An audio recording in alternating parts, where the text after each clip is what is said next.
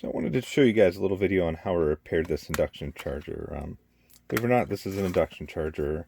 I got it probably a couple years ago, and I kept it by my bedside, and then my daughter liked to take it off of the thing and yank the cable off and use it for other things. I'd put it back in, and then she would yank the cable out. I mean, sometimes you really can't keep kids away from things, and I wasn't really scared more. I thought it was dangerous at all, but eventually it stopped working, and the USB, micro USB, it seemed a little bit loose on it.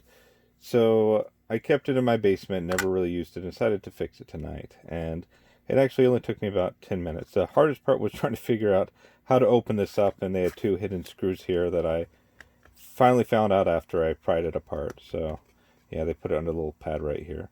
And they have so many screws on the bottom of this, I didn't expect any more. But yeah, that was the hardest part. It was prying it apart. So right here is the induction. This is a control board, and these are the induction coils. That's what charges your board. And this little micro USB connector came loose, and I actually used this stereo microscope to inspect it.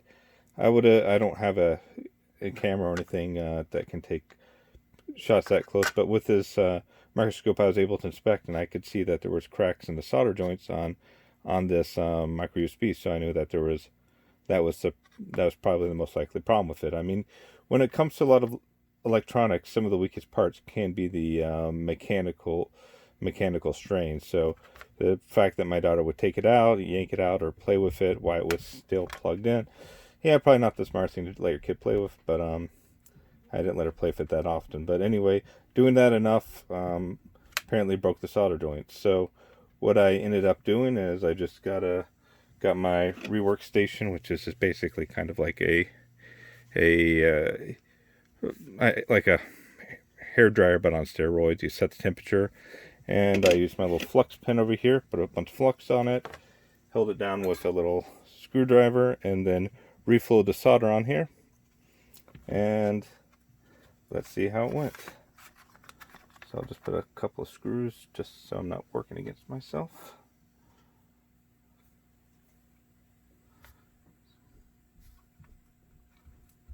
Okay, this is showing you how undexterous I am right now.